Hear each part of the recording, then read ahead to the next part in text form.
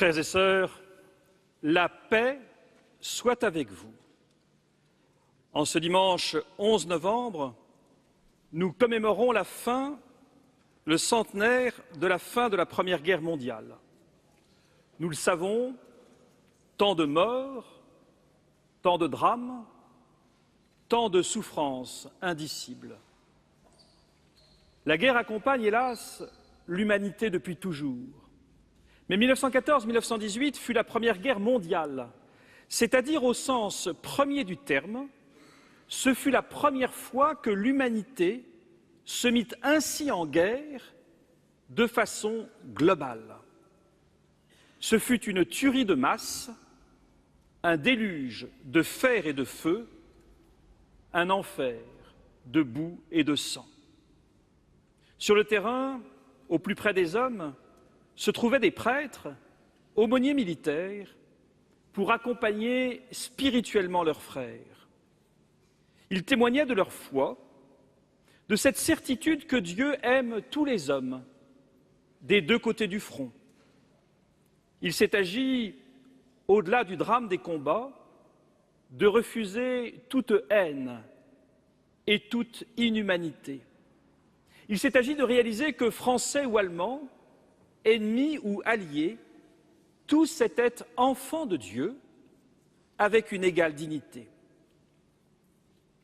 Le message porté par l'Église à la suite du Christ est celui de la paix. Par ces mots débute et s'achève chaque célébration eucharistique, de la paix soit avec vous à aller dans la paix du Christ. Il s'agit de recevoir la paix du Seigneur pour la partager à ses frères. Cette paix, elle est sans cesse à construire dans notre monde. Il ne s'agit pas de la paix comme simple victoire des forts sur les faibles, d'une paix ignorant ou écrasant le frère. Il ne s'agit pas de la continuation de la guerre par d'autres moyens. Il ne s'agit pas non plus de la paix silencieuse des cimetières. La paix que nous inspire l'Évangile, c'est la paix du Christ, fruit de la justice et de la charité. Il s'agit de cette paix qui vient du cœur pour rejoindre le cœur du frère. Il n'y a pas de paix sans justice, il n'y a pas de justice sans paix, il n'y a pas de paix et de justice sans pardon. Ce sont précisément les paroles de Jésus dans l'Évangile que nous venons d'entendre. Le pardon ne s'oppose en rien à la justice.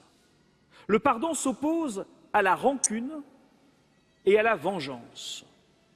Or, 1914 fut à bien des égards la revanche de 1870 et 1939 fut par bien des aspects une revanche de 1918 en un dramatique et mortifère cycle de la violence.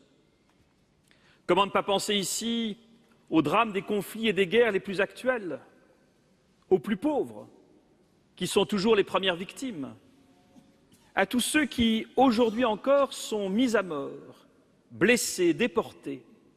Ces violences et ces injustices crient vers Dieu, elles crient vers notre monde, elles crient vers chacun de nos cœurs. Or, ce que dit le Seigneur, c'est la paix pour son peuple, comme viennent de nous le redire le psaume 84 et le prophète Isaïe.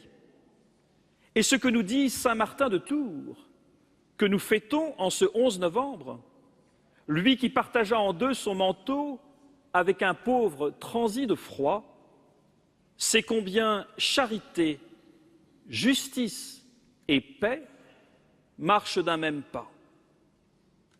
Nous sommes ici au cœur du combat spirituel.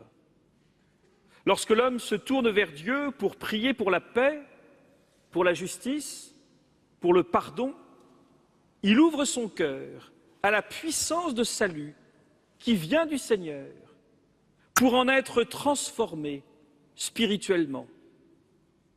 C'est de la conversion de chacun de nos cœurs dont il est ici question de la manière la plus radicale. Seigneur, Fais de moi un instrument de ta paix. Là où est la haine, que je mette l'amour. Là où est l'offense, que je mette le pardon. Là où est la discorde, que je mette l'union. Seigneur, fais de moi un instrument de ta paix par la charité, la justice et le pardon. Au nom du Père et du Fils et du Saint-Esprit. Amen.